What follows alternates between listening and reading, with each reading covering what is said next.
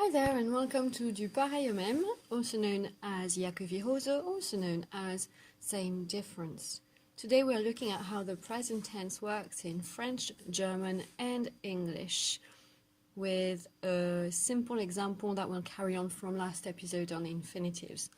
But first we're going to have a look at how and when we use the present tense in French, German and English. Let's go! So, present tense. In French, we use the present tense to talk about right now. For example, je parle. To talk about habits. For example, je fais du yoga tous les jours. For universal truths. For example, les langues vivantes, c'est génial. For the close future, ce soir je mange de la pizza.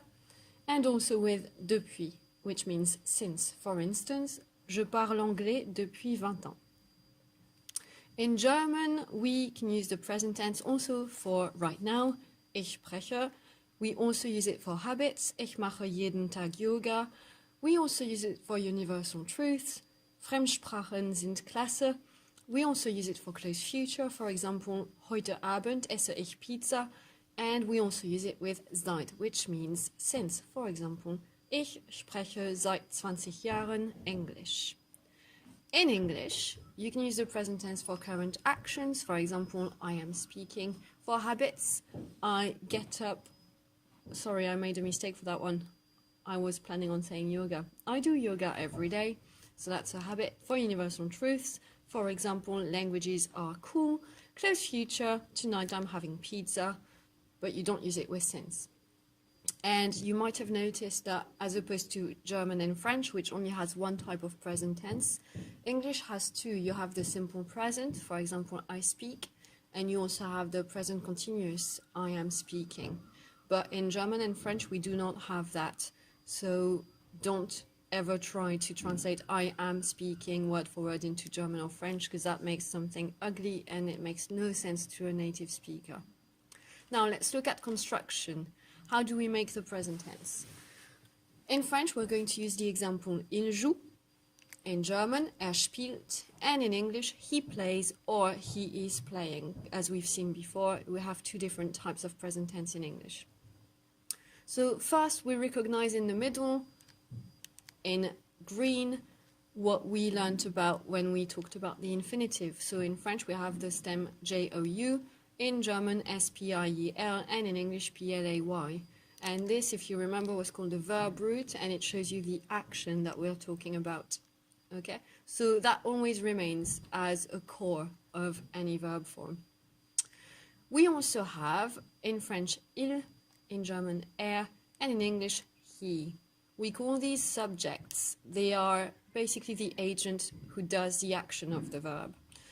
Here they are pronouns, but they could also be nouns.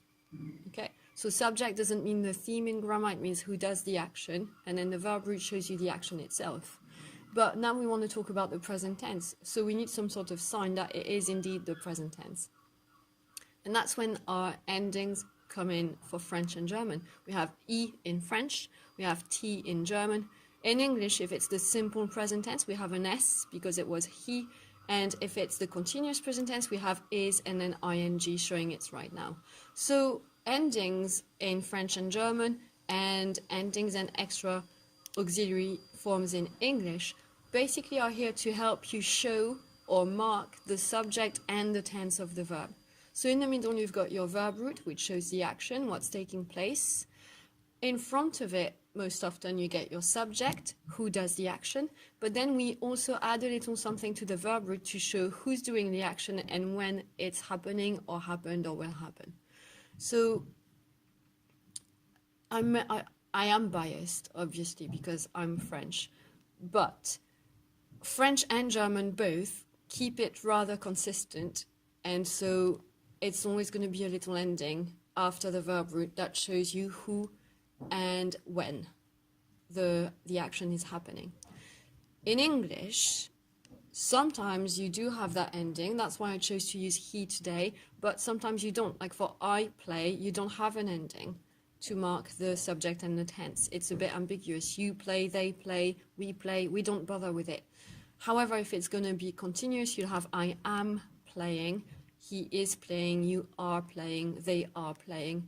So in English, sometimes you have a mark for the subject and the tense, and sometimes you don't. In German and in French, there is always going to be a mark for the subject and the tense on your verb form. Always. If it's a conjugated verb, we show who is doing it and when through an ending we stick to the verb.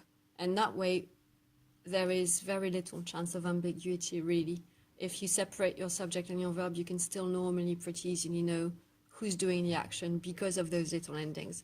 So to me, in this case, English is a little bit less clear and a little bit less consistent. So at least in French and German, you can just bear in mind there's always going to be something at the end. You just have to learn the endings and apply them all the time. There's not going to be a case of, oh yeah, no, most of the time we don't bother, but sometimes we do bother, so sorry. So hopefully that will help a little. And yeah, let me know in the comments below if that sort of thing is helpful, if there are particular tenses or forms that you'd like to go over, anything in particular you'd like me to go through and research and create some content about, let me know below and I'll see what I can do. Thanks for watching. That was the present tense in French, German and English compared. See you next time.